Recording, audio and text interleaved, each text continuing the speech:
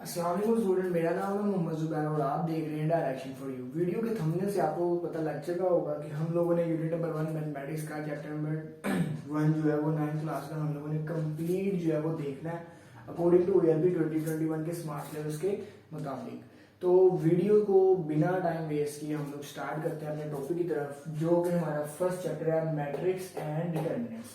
Matrix और determinants का जो टॉपिक है वो हम स्टार्ट करने के लिए जो बेसिक हमारे पास दो चीज़ें जो है ना वो इसमें जो वीडियो के टाइटल है, इनके जो चैप्टर का टाइटल है, सॉरी जो चैप्टर का टाइटल है उसके अंदर छुपी हुई है। एक है मैट्रिक्स, एक है डिटर्मिनेंट्स। डिटर्मिनेंट्स जो है वो उसकी बाद में हम बात करेंगे। जो आज का जो इनके फिलहाल के वक्त के लिए मुझे याद यानी कि आपको बताने के लिए जो जरूरी समझ रहा हूँ वो है मैट्रिक्स, कि मैट्रिक्स क्या है। अब मैट्रिक्स जो है वो बेसिकली अगर इसके इंट्रोडक्शन की बात करूँ तो आपकी बुक में लिखा हुआ, तो इस वजह से मुझे लिखने की ज़्यादा जरूरत नहीं है। अगर आप बुक खोलेंगे तो इंट्रोडक्शन स्टार्ट में लिखा हुआ कि इसका जो आइडिया है वो ऑर्थर कैलन ने दिया। 19th सेंचुरी में एक इंग्लिश मैथमेटिशियन था, थ्योरी ऑफ मैट्रिक्स के नाम से उसने जो है उसका आइडिया पेश किया। 1858 में इसका आइडिया जो है उसने पेश किया। बस ये इसका इंट्रोडक्शन है और इसमें एग्जाम पढ़ने से कोई इतनी खासी बात नहीं है। हो सकता है कि आपके जो कॉलेज ये क्या कहते हैं स्कूल लेवल है या अकेडमी लेवल है वहाँ पे इसमें से कोई एमसीक्यूज आ जाए। बोर्ड में मुश्किल ही है कि इसमें से कोई जो है वो एमसीक्यूज पूछेगा। मैट्रिक्स जो है वो बेसिकली हमारा वही टॉपिक है, तो इसी के बारे में हम जानते हैं कि मैट्रिक्स बेसिकली है क्या और इसको इजाद क्यों किया गया, इन्वेंट क्यों किया गया, और मैट्रिक्स जो है वो बेसिकली हमारे काम को किस तरह जो है वो ईजी बनाती है। तो मैट्रिक्स जो है वो बेसिकली अगर मैं बात करूं, मैट्रिक्स हमारे पास फॉर्मेशन है, फॉर्मेशन ऑफ रियल नंबर। हम रियल नंबर को कलेक्ट करते हैं, फॉर्मेट करते हैं, उसको जो है वो बनाते हैं। क्या बनाते हैं? इनक्लोज करते हैं। मतलब एक चीज है ना बिरयानी है, मैंने बिरयानी को बनाना है, तो बिरयानी को बनाने के लिए मैं उसकी फॉर्मेशन स्टार्ट करूंगा, उसको एक पतीले में, एक डब्बे में, किसी चीज में बना के उसको बंद करूंगा। तो यही मैट्रिक्स है कि रियल नंबर को मैं कलेक्ट करूंगा, उसको फॉर्मेट कैसे फॉर्मेट करूंगा, कैसे फॉर्मेशन करूंगा कि उसको एक इनक्लोज करूंगा ब्रैकेट के अंदर। इंक्लोजन या inclusion of real number into in bracket, या जो है वो मैट्रिक्स को कहते हैं फॉर्मेशन या collection of real number enclose in a bracket. जो कलेक्शन है रियल नंबर की उसको हमने इनक्लोज कर दिया किसके अंदर? ब्रैकेट के अंदर। तो वो हमारी क्या कहलाती है? मैट्रिक्स कहलाती है। ब्रैकेट कौन सी होनी चाहिए? ब्रैकेट आपके पास स्क्वायर ब्रैकेट होनी चाहिए। आप स्क्वायर ब्रैकेट के अंदर किसी भी रियल नंबर को, याद है किसी भी रियल नंबर को अगर किसी स्क्वायर ब्रैकेट में आप लिखते हैं तो उसको बोलते हैं मैट्रिक्स। अब रियल नंबर क्या है उसकी बहस में मुझे नहीं पढ़ना, फिलहाल आप अपनी बुक से टू दी पॉइंट डेफिनेशन की तरफ चलते हैं। मतलब डेफिनेशन देख लीजिएगा, क्योंकि हमारे पास टाइम शॉर्ट है, मैं चाह रहा हूँ कि हम लोग ज़्यादा से ज़्यादा सिलेबस कवर करें। तो बेसिकली रियल नंबर को इनक्लोज करना है, आपने बंद करना है ब्रैकेट के अंदर, तो आपकी मैट्रिक्स की डेफिनेशन हो जाएगी। रोज ऑफ मैट्रिक्स या रोज मैट्रिक्स किसको कहते हैं? तो हम लोगों ने अब मैट्रिक्स के अंदर जाहिर बात है कि हमारे पास एक जो है वो डब्बा है, उस डब्बे के अंदर हम लोगों ने चीजों को बंद करना है। अब अगर हम उस डब्बे के अंदर चीजों को बेतरतीबी तौर पे रखेंगे तो वो चीजें जो है वो उसके अंदर कम आएंगी या ज्यादा आएंगी? जाहिर बात है कि हमें पता है कि यार उसके अंदर चीजें कम आएंगी। अगर उसको एक तरतीब से पूरी लेआउट के साथ रखेंगे तो उसके अंदर चीजें ज्यादा आ जाएंगी। और कम ज्यादा, एक तो फायदा ये है कि उसको तरतीब से रखना कि चीजें ज्यादा आ जाएंगी, और दूसरा फायदा ये है कि चीजें समझ भी तो आए, पढ़ा क्या क्या कहाँ कहाँ पढ़ा है। एक मेरे पास ड्रॉ है, एक दराज है, उसके अंदर मैंने जो है वो सारा इलेक्ट्रिशियन की तारें ऐसे ही फेंक दी हैं। तो कल को जब मुझे कुछ तार चाहिए होगी, कोई मुझे यूएसबी की केबल चाहिए होगी, कोई डाटा केबल चाहिए, कुछ और चीज चाहिए, तो मैं उसको कैसे निकालूंगा? सारी तारों को देखूंगा कौन सी तार कहाँ पड़ी है। तो अगर मैं उसकी पार्टीशन कर दूं, उसके अंदर छोटे छोटे ब्लॉक्स बना दूं और हर जगह पे कोई कोई उससे रिलेटेड कोई चीज डाटा रखूं, उससे रिलेटेड जो है वो वायर्स वगैरह रखूं, तो मुझे निकालने में भी डाटा जो है वो ईजी है। तो इस वजह से जो हम फॉर्मेशन करते हैं मैट्रिक्स की वो हम रोज और कॉलम में करते हैं। अब रोज क्या है और कॉलम क्या है उसके ऊपर हम लोग देखते हैं कि रोज क्या होती है। अगर उर्दू में बात करूं तो रोज को लिखने का तरीका है रे से, ठीक है। रोज को लिखने का तरीका है रे से, और कॉलम को लिखने का तरीका है काफ लाम से, ऐसे ही है। तो रोज और कॉलम बिल्कुल आसानी से मैंने आपको समझाया कि किसी भी मैट्रिक्स के अंदर, ये मैट्रिक्स है, जो चीजें मतलब यहां पे बना लेता हूं, ये एक मैट्रिक्स है, ए मैट्रिक्स है, 1 2 3 4, ये उसकी जो है वो एंटिटीज है। जो चीजें मेरे पास इस शक्ल में पड़ी हैं, रे की शक्ल में, रोज रे से उर्दू में रे की शक्ल में पड़ी हैं, आपने इजीली याद रखना है। इंग्लिश में वर्टिकल हॉरिजॉन्टल अगर आपको नहीं याद हो रहा कोई मसला नहीं है, किसी ने आपसे डेफिनेशन ही पूछी, आपको बस जो चीज कॉन्सेप्ट आपका पता होना चाहिए वो ये पता होना चाहिए कि रोज जो है वो इस रुख को चल रही है। आपसे किसी ने भी जो है उसकी डेफिनेशन नहीं पूछी। कॉलम जो है वो इस रुख को चल रहा है, मतलब ऊपर से नीचे की तरफ हमारे पास कॉलम मौजूद है, और रेज जो है वो हमारे पास लेफ्ट टू राइट कह लो या राइट टू लेफ्ट कह लो, वो हमारे पास क्या मौजूद है, रेज मौजूद है। अगर हम एक मैट्रिक्स को कॉलम्स और रेज की बुनियाद पर, कॉलम्स और रेज का इस्तेमाल करते हुए अरेंज करते हैं, इनक्लोज करते हैं डाटा को, तो वो हमारे पास मैट्रिक्स कहलाता है। रोज मैट्रिक्स की बात कर रहा हूं कि रोज ऑफ मैट्रिक्स, ये तो मैंने कहा रोज ऑफ मैट्रिक्स यानी कि रोज और आपके पास कॉलम्स के होते हैं। अब अगर बात करें रो मैट्रिक्स, तो रो मैट्रिक्स आपके पास क्या होती है, रो मैट्रिक्स नाम से हमें पता है कि रो क्या होती है, हमने भी देखा रो क्या होती है। मुझे उसकी डेफिनेशन जो रट्टा नहीं बनवाना, इस वजह से मैं डेफिनेशन जो है वो बता भी नहीं रहा, उसके ऊपर जो है वो टाइम वेस्ट मुझे नहीं करना, ना रट्टा मारने की जरूरत है। अब रोज जो है वो ऐसी मैट्रिक्स जिसके अंदर सिर्फ एक रो पाई जाए, कॉलम जितने मर्जी हो, कॉलम आप 5-6 कर लो, कॉलम 5-6 कर लो, आपकी बुक में 3 जो है वो एंटिटीज तक गिवन है तो मैं 3 ही लेता हूँ, चौथी नहीं लेता। तो रोज मेरे पास बेसिकली क्या है, ऐसी रो मैट्रिक्स मेरे पास बेसिकली क्या है, ऐसी मैट्रिक्स जिसके अंदर सिर्फ R1 मौजूद हो, R2 मौजूद ना हो, मतलब एक ही रो मौजूद हो। कॉलम की तादाद कुछ भी हो सकती है, C1 हो सकती है, C2 हो सकती है, C3 हो सकती है, मतलब इतना भी C2 तक भी अगर बात कर रहा है तो वो किसकी बात कर रहा है, रोज की बात कर रहा है।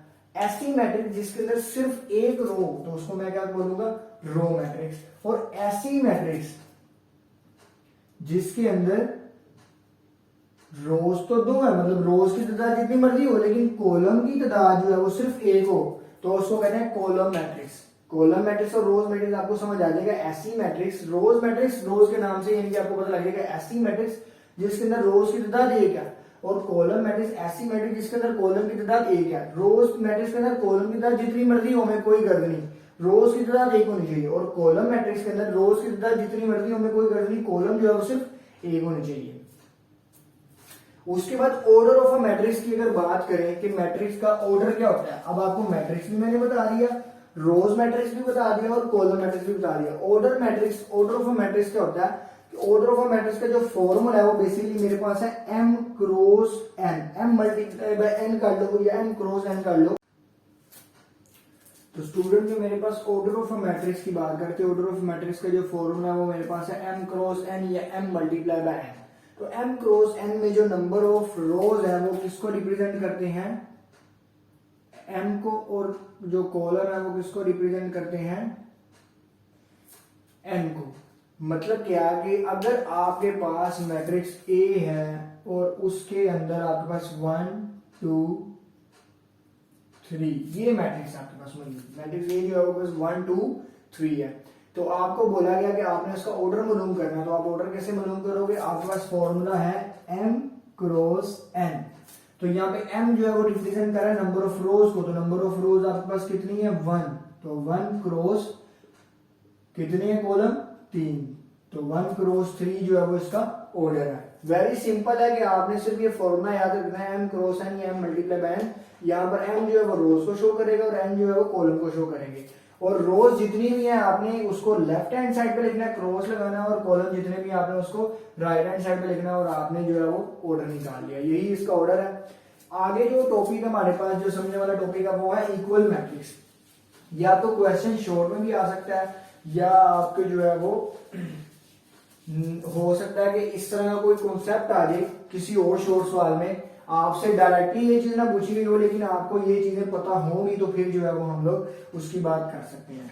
तो ऑर्डर ऑफ इक्वल मैट्रिक्स के लिए जो है वो हमारे पास जो क्वेश्चन आएगा, या तो वो 2 मैट्रिक्स को इक्वल कर देगा, वो बोलेगा कि आपने जो है बताना है 2 मैट्रिक्स आपस में इक्वल है या नहीं है, या तो वो ये करेगा कि 2 मैट्रिक्स को कहेगा ये इक्वल है, आपने बस जो है ये वेरीफाई करना है कि इक्वल है। तो अगर इसके पास जो वेरिएबल मौजूद है आपने उनकी वैल्यू निकाल के देनी है। आगे 1.1 में इस तरह के क्वेश्चन है, जब मैं वो करूंगा तो आपको इन बात की समझ आ जाएगी। इक्वल मैट्रिक्स के लिए दो शर्तें जो है वो हमारे पास मौजूद है। अगर मैट्रिक्स ए मैट्रिक्स बी के इक्वल है, अगर एक मैट्रिक्स दूसरी मैट्रिक्स के इक्वल है तो उसके लिए दो कंडीशन है। पहली कंडीशन है उसका ऑर्डर जो है वो हमेशा सेम होना चाहिए, पहली कंडीशन है उसका ऑर्डर जो है वो सेम होना चाहिए, और दूसरी कंडीशन है उसके पास जो एंटिटीज मौजूद है वो भी क्या होनी चाहिए, सेम होनी चाहिए। एंटिटीज क्या होती हैं, एंटिटीज अभी मैं आपको समझाता हूं तो आपको एंटिटीज की समझ आ जाएगी अगर आपको नहीं पता। 1 2 4 3 बी आपके पास है 1 2 4 3 और सी आपके पास है 1 2 4 और 3। तीन मैट्रिक्स है आपके पास और आपको उसने क्वेश्चन दिया कि आपने बताना है ए बी के इक्वल है या बी ए के इक्वल है या ए सी के इक्वल है या सी ए के इक्वल है। इन तीनों को आपस में इंटरचेंज करके आपने बताना है कि तीनों वैल्यूज किस किस के इक्वल है। तो हम लोग स्टेप 1 जो है वो हमारा क्या है कि आपने सबसे पहले जो चीज फाइंड करनी है वो फाइंड करना है कि ऑर्डर जो है वो किन किन का सेम है। तो मैं इन तीनों मैट्रिक्स का अगर ऑर्डर निकालूं तो M cross by using M cross, यहाँ पे मैट्रिक्स नहीं रहती sorry, by using M cross N formula rows cross column. तो इसके अंदर 2 क्रॉस 2 ऑर्डर आता है और इसके अंदर भी 2 क्रॉस 2 ऑर्डर आता है और इसके अंदर भी 2 क्रॉस 2 ऑर्डर आता है। इसका मतलब क्या है कि ऑर्डर वाली कंडीशन मेरी क्या है, सेम है, इक्वल होगी, वो ठीक है। अब मैंने दूसरी कंडीशन अप्लाई करनी है एंटिटीज। अगर दोनों कंडीशन ट्रू है तो वैल्यू जो है वो जो हमारे पास मैट्रिक्स है वो आपस में इक्वल है। अगर दोनों कंडीशन जो है एक भी उनमें से जो है वो गलत हो गई है तो इसका मतलब मैट्रिक्स इक्वल नहीं है। दूसरी कंडीशन है एंटिटीज। एंटिटीज कहते हैं कि जो हमारे पास यहां वैल्यू लिखी है वो यहां वाली वैल्यू के दूसरे कॉलम में उसी जगह पे उसी वैल्यू के बराबर होनी चाहिए, और तीसरे कॉलम में भी, जैसे 3 कॉलम की बात कर रहा हूं तो तीसरे में भी उसी जगह पे बराबर होनी चाहिए। इसी तरह ये एंटिटी इसके, ये एंटिटी इसके, और हर एंटिटी एक दूसरी एंटिटी के बराबर होनी चाहिए। तो मैं बात करूं अगर मेरे पास यहां पर जो है वो मेरे पास 1 लिखा हुआ तो बी में उस जगह पे 1 मौजूद है, सी में उस जगह पे 1 मौजूद है। इसका मतलब कि एक एंटिटी जो है वो ठीक हुई है। हमारे पास जो ऑर्डर है वो 2/2 का है तो हमने दूसरी एंटिटी की तरफ चलना है। यहाँ पर 2 लिखा हुआ है, इसका मतलब ऑर्डर में दूसरी जगह पे भी 2 होना चाहिए था एंटिटीज में, तो दूसरे मैट्रिक्स में भी 2 है, यहाँ पर 2 नहीं है। इसका मतलब ए बी जो है वो अभी तक तो इक्वल चल रहे हैं लेकिन सी जो है वो डिफरेंट हो गया। तो सी की जो मेरे पास कहानी है वो यहाँ पे खत्म होगी कि भाई सी जो है वो इक्वल नहीं आ सकता। ए बी के ऊपर बात करते हैं। ए बी के अंदर जो 4 है वो मेरे पास इक्वल है और यहाँ पर भी 4 जो है वो दोनों आपस में इक्वल चल रहे हैं। इसका मतलब 4 वाली 4 ए के अंदर जो 4 है और बी के अंदर जो 4 है वो एंटिटी सेम है, और जो इसके अंदर 4 एंटिटी है वो भी आपस में क्या है, सेम है। इसका मतलब ए इक्वल टू बी या बी इक्वल टू ए, मेरी बात गलत नहीं हो सकती कि उसके अंदर ऑर्डर भी सेम चल रहा था, ऑर्डर भी देखो ना दोनों का सेम था, और एंटिटीज भी दोनों की सेम आई है। जो सी मैट्रिक्स है ना तो वो बी के इक्वल आएगी, क्योंकि अगर वो बी के इक्वल होती तो डेफिनेटली वो ए के इक्वल भी होती, ना तो वो ए के इक्वल आएगी। तो इसका मतलब है ए इक्वल टू बी या बी इक्वल टू ए मेरे पास कब सेटिस्फाई होगा, जब मेरे पास ये दोनों जो है वो कंडीशंस ट्रू हो जाएंगी, तब मेरे पास जो है वो मैं कह सकता हूं कि ए मैट्रिक्स जो है वो बी मैट्रिक्स के इक्वल है। होप सो आप लोगों को सब समझ आया होगा। मूव करते हैं एक्सरसाइज 1.1 की तरफ। 1.1 में मूव करने से पहले मैं आपको थोड़ा सा डिस्कस कर लूं कि हम लोग हर वो क्वेश्चन करेंगे जो 2021 स्मार्ट सिलेबस ELP के अंदर जो है वो शामिल है। उसको करने का तरीका ये है कि मैं आपको हर क्वेश्चन अपने हाथ से करवाऊंगा, लेकिन अगर कोई क्वेश्चन इजी है और उसका ए पार्ट बी पार्ट के इक्वल है, मतलब एक पार्ट जो है वो दूसरे पार्ट की तरह ही होता है, तो मैं कोशिश करूंगा मैं एक वाला पार्ट करवा लूं, दूसरा वाला पार्ट आप खुद कर लीजिएगा। अगर आपको वो ना समझ आए तो आप कमेंट बॉक्स में उसका मुझे बता दीजिएगा, मैं उसके ऊपर भी वीडियो बना दूंगा। लेकिन कोशिश करूंगा कि जो मुश्किल है तो वो तो मैं खुद ही करवा दूं, चाहे वो मुझे 3-4 दफा जो है वो एक ही सवाल को, यानी कि एक ही पैटर्न वाले सवाल को करवाना पड़े, कोई मतलब नहीं है। अगर वो इजी है, जिस तरह 1.1 में जो है वो चैप्टर सवाल जो है वो इजी है, तो मुझे कोशिश रहेगी कि 1.1, 1.2, 1.3 जो है वो हम जल्दी करके आगे की तरफ चलें। जो हमारी मुश्किल एक्सरसाइज है उनमें से जो है वो मैं हर क्वेश्चन करवाऊं, बाकी जो इजी एक्सरसाइज है उनमें से अगर मैं 1-2 करवा कर उसी तरह का क्वेश्चन आपके ऊपर छोड़ देता तो आप वो कर लेंगे। अगर नहीं होगा तो फिर भी जो है वो आप मुझे बता दीजिएगा कमेंट बॉक्स में, उसके ऊपर भी जो है वो मैं अलग से वीडियो बना दूंगा। जी तो स्टूडेंट हमारे पास एक्सरसाइज 1.1 है, ALP के सिलेबस के मुताबिक मैंने जो करवाने हैं क्वेश्चन, वो है question number 1, find the order of the following matrix. Following matrix का आपने क्या करना है, ऑर्डर फाइंड करना है। तो मैंने आपको पीछे कॉन्सेप्ट दिया कि ऑर्डर किस तरह फाइंड करते हैं, एम क्रॉस एन के फॉर्मूले से फाइंड करते हैं। यहाँ पर 2 क्वेश्चन है, जी और एच वाला आपने करना है। तो मैं आपको एक पार्ट इसका करवा देता हूँ, क्योंकि दूसरा पार्ट भी जो है वो इजी है, तो आप खुद कर लीजिएगा। जी वाला पार्ट अगर मैं देखूं क्वेश्चन नंबर 1 के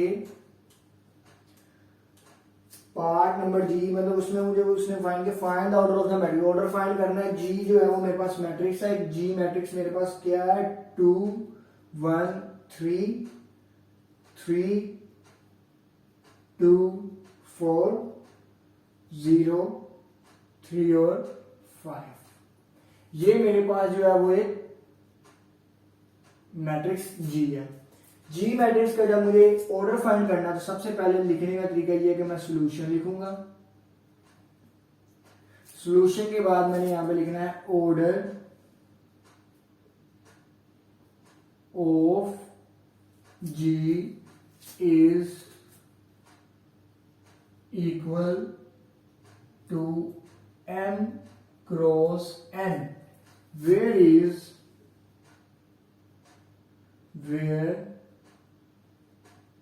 m equal to number of rows, n equal to number of columns। तो पुट कर दें इस फॉर्मूले के अंदर, तो आपके पास आ जाएगा m कितने जो है वो इसके अंदर रोज है। आपको मैंने बताया था ये रे से लिखते हैं उर्दू में, तो 3 रोज है आपके पास, 3 क्रॉस कितने कॉलम है, 3 ही कॉलम है। तो आपके पास आ जाएगा 3 क्रॉस 3 जी का जो है वो आपके पास ऑर्डर आ जाएगा। एज का ऑर्डर इसी तरह आपने फाइंड करना, आप कर लेंगे। क्वेश्चन नंबर 2 के ऊपर अगर मूव करें, क्वेश्चन नंबर 2 भी जो है वो बहुत इजी है। अगर आपको पिछले कॉन्सेप्ट क्लियर हो गए होंगे इस वीडियो में, जो पीछे मैंने बात की थी कि मैट्रिक्स दूसरी मैट्रिक्स के इक्वल कब होती है, तो उससे आपको जो है वो क्वेश्चन नंबर 2 भी जो है वो इंतहाई जो है वो इजी है, आपको समझ आ जाएगी। क्वेश्चन नंबर 2 की तरफ मूव करें। क्वेश्चन नंबर 2 में से जो ALP में से क्वेश्चन करने हैं, वो शायद मेरे पास इसके निशान नहीं लगे। अगर हम सारों की बात करें तो मुझे उसने दिया ए मैट्रिक्स दिया, बी दिया, सी दिया, डी दिया, ई दिया, एफ दिया, जी दिया, एच ओ ए आई जे और जे मैट्रिक्स दिया। तो मैं इनके सिर्फ आंसर लिखूंगा अकॉर्डिंग टू माय रूल, के मैंने जो पीछे रूल बताया था उस रूल से मैं बस इनके आंसर लिखूंगा। आप जो है इनके आंसर वेरीफाई कर लीजिएगा। ए मैट्रिक्स जो है वो उसका ऑर्डर है 1 by 1 और उसकी एंटिटी है 3। और यहाँ पर सी मैट्रिक्स है, उसका ऑर्डर भी 1 by 1 बनता है आफ्टर सब्सट्रैक्शन, और उसकी एंटिटी भी जो है वो 3 बनती है। तो A इक्वल टू सी। इसी तरह डी जो है वो मेरे पास 1 by 2 का जो है वो कॉलम मैट्रिक्स है डी, और मेरे पास जो है वो इस तरह का एक और मैट्रिक्स यहाँ पर मौजूद होना चाहिए। डी की एंटिटी है 5 और 3। 5 और 3 जो है वो मेरे ख्याल से एंटिटी नहीं है, 5 और 3 किसी की नहीं है, डी जो है वो किसी का नहीं है। बी अगर देखें तो बी मेरे पास 1 by 2 का कॉलम है और इसकी एंटिटीज है 3 और 5। और इसी तरह आई जो है वो मेरे पास बी के साथ जो है वो सेम आ रहा है। इसी तरह सी ऑलरेडी हो चुका, डी जो नहीं है। ई जो है वो मेरे पास 2 by 2 का मैट्रिक्स है और 4 0 6 2 है इसकी एंटिटीज, और ई जो है वो मेरे पास एज के रिलेटेड आ रहा है, इसकी हर एंटिटी जो है वो एज के इक्वल आ रही है। ई जो है वो एज के इक्वल आ रहा है। एफ जो है वो मेरे पास 2 by 1 का कॉलम है, 2 और 6 जो है वो इसकी एंटिटीज है। तो मेरे पास एफ जो है वो जी के इक्वल आ रहा है। ये उसी रूल से मैं बता रहा हूँ कि कौन सी मैट्रिक्स किसके इक्वल है, उसका ऑर्डर भी सेम होना चाहिए और एंटिटी भी सेम होनी चाहिए। और जे जो है वो मेरे पास 4 0 6 और 2 है।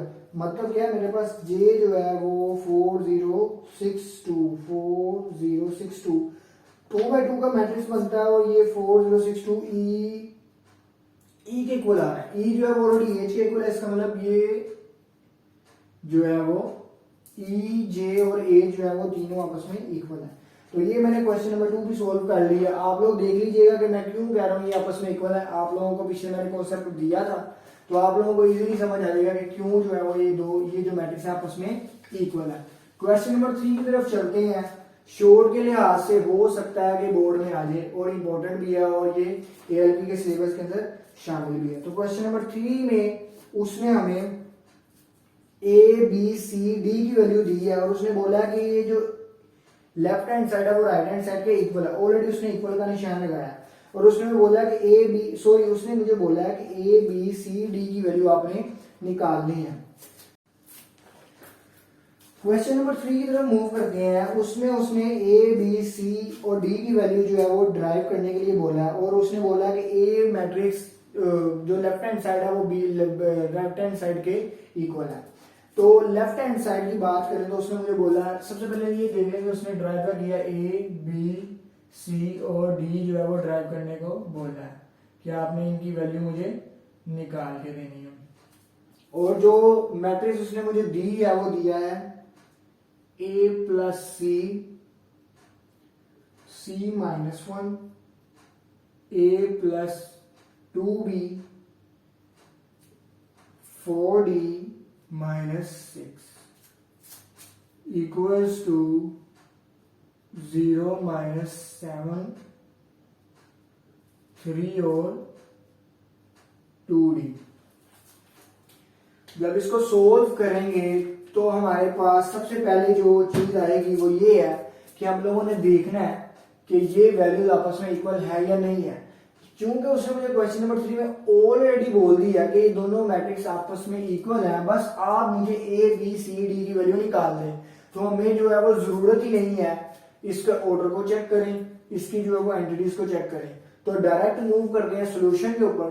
तो सोल्यूशन मेरे पास कुछ इस तरह आएगा कि हम लोग इनको, अब A प्लस सी जो है वो मेरे पास वेरिएबल मौजूद है। अब A प्लस सी 0 के इक्वल आता ही नहीं आता, मुझे क्या पता।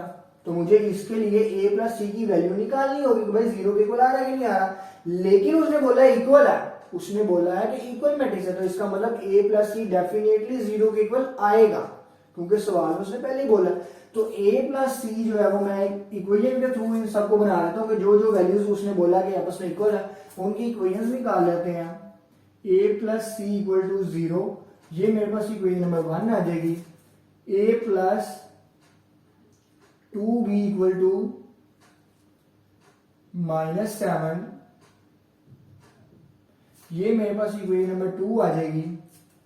और C minus 1 equals to 3, equation number 3 कर लेती हैं। और 4D माइनस 6 मेरे पास इक्वेशन नंबर 4 है। मतलब जो जो एंटिटीज जिसके कोरस्पॉन्डिंग में जो है वो सेम थी, मैंने वो वैल्यूज लिख ली और बताया कि ये इक्वेशन 1 है, इक्वेशन 2 है, इक्वेशन 3 है, इक्वेशन 4 है। यहां से जो है वो हम लोग देख लेते हैं किस वाली टर्म की वैल्यू निकालना इजी है। तो अगर मैं देखूं मेरे पास इक्वेशन नंबर 3 की वैल्यू निकालना इंतहाई इजी है कि मेरे पास एक जगह पे C लिखा हुआ है -1 और एक जगह पे लिखा हुआ है इक्वल टू 3। तो अगर मैं फ्रॉम इक्वेशन 3 या by using equation 3 from equation 3 या कुछ भी ना लिखो तो कोई मसला नहीं है। आप लिखोगे C-1 इक्वल टू 3, तो C की वैल्यू क्या आ जाएगी 3, -1 इधर माइनस है, उधर जाके क्या हो जाएगा +1 +1, तो C इक्वल टू आपके पास क्या आ जाएगा 4। तो C की वैल्यू आपने बाय यूजिंग इक्वेशन नंबर 3 आपने निकाल ली। C की वैल्यू क्या है आपके पास 4। अब आप देखो कि C की वैल्यू किसी वैल्यू में किसी टर्म में पुट करें और हमारे पास कोई और टर्म की वैल्यू आ जाए तो डेफिनेटली बहुत इजी है। अगर हम इक्वेशन नंबर 1 में पुट करें, put C equal to 4 in equation number 1, तो जब इक्वेशन नंबर 1 में पुट करते हैं, इक्वेशन नंबर 1 है मेरे पास A plus C equals to 0, तो A की जगह सिंपल A रहेगा प्लस C की जगह आ जाएगा 4 इक्वल्स टू 0। तो 4 यहां पर पॉजिटिव है, उधर जाके क्या हो जाएगा नेगेटिव, क्योंकि मुझे A की वैल्यू चाहिए तो मैं 4 उधर ले जाऊंगा, तो हो जाएगा 4 की वैल्यू आ जाएगी -4। अब मेरे पास C की वैल्यू भी आ गई और A की वैल्यू भी आ गई। कोई ऐसी टर्म के ए या सी की वैल्यू किसी और टर्म में पुट करूं, किसी और इक्वेशन में पुट करूं तो मेरे पास वैल्यू आ जाए। तो डेफिनेटली अगर मैं इक्वेशन नंबर 2 में ए की वैल्यू पुट करता हूं तो मेरे पास बी की वैल्यू निकालना इजी है। तो इक्वेशन नंबर 2 को बाय यूजिंग इक्वेशन नंबर 2 या ये लिख दूं put a is equal to क्या है, a की वैल्यू है कि -4, a is equal to -4 in equation number 2। Equation number 2 में जब मैं पुट करूंगा तो मेरे पास इक्वेशन है a plus 2b equal to -7। तो जब मैं पुट करूंगा वैल्यू -4, a की वैल्यू -4 पुट की प्लस 2b इक्वल टू -7, ये -4 उधर जाके हो जाएगा +4। तो 2b इक्वल टू -7 प्लस 4। तो -7 प्लस 4 मेरे पास बड़ी वैल्यू प्लस माइनस माइनस बड़ी वैल्यू का साइन होता है जी माइनस का। तो मेरे पास आ जाएगा -3 और 2 भी एज इट इज रहेगा क्योंकि मुझे वैल्यू चाहिए b की। तो 2 यहाँ पर मल्टीप्लाई हो रहा है, वहां जाके क्या हो जाएगा डिवाइड। तो b इक्वल टू आ जाएगा -3/2। ये मेरे पास b की वैल्यू आ गई। अब जो इक्वेशन नंबर 4 है वो मेरे पास रह गई और वहां पर a b c कुछ भी पुट नहीं होता। तो 4 की वैल्यू अगर निकाल के देखें तो 4 की वैल्यू मैं यहीं पे निकाल लेता हूं। 4d - 6 इक्वल टू 2d है। इसका तरीका ये होता है कि आप लोग नाउन वैल्यूज एक जगह पे और अननोन वैल्यूज एक जगह पे लिख लो। अननोन वैल्यूज वो वैल्यूज होती हैं जिनके साथ वेरिएबल लगा हो, या वो वैल्यू जिसको मैंने अभी फाइंड करना है उसको कहेंगे अननोन। तो यहाँ पे 2d और 4d है, वेरिएबल्स लगा और इनको मैंने फाइंड करना है d की वैल्यू को। तो बेसिकली इसको मैं एक जगह पे कर लूंगा और एक जगह पे करने का तरीका ये है कि जहां पर बड़ी वैल्यू मौजूद है वहां पर आप दूसरी वैल्यू ले लो। तो 4d और 2d में से बड़ी वैल्यू 4d मौजूद है तो आप ये वाली वैल्यू को इस साइड पे लेके आ जाओ। तो 4d - 2d और ये -6 है, नाउन वैल्यूज को एक साइड पे ले जाओ। तो ये वैल्यूज को आप उस साइड पे ले जाओ तो -6 उधर जाके हो जाएगा +6। 4d में से 2d निकले आपके पास आंसर आ जाएगा 2d इक्वल टू 6। d की वैल्यू आपको ड्राइव करनी है तो 2 यहाँ पर मल्टीप्लाई हो रहा है, 2d के साथ मल्टीप्लाई हो रहा है। तो d अकेला d की वैल्यू हमें चाहिए तो 2 मल्टीप्लाई हो रहा है तो उधर जाके क्या हो जाएगा डिवाइड। तो 2 वहां पे जाके जब डिवाइड हो जाएगा तो मेरे पास आंसर आ जाएगा d इज इक्वल टू 2 1 2 3 तो d इज इक्वल टू 3।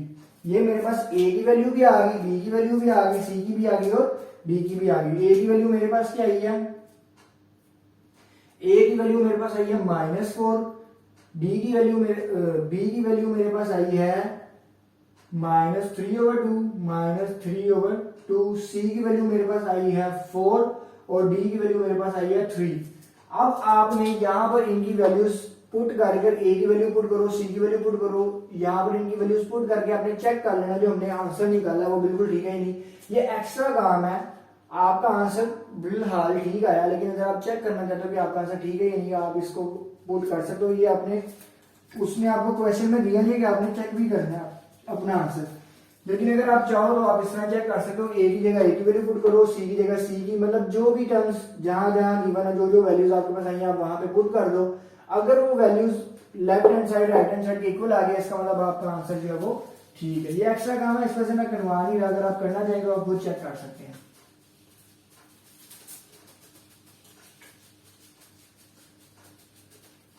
हम मूव करते हैं 1.2 की तरफ।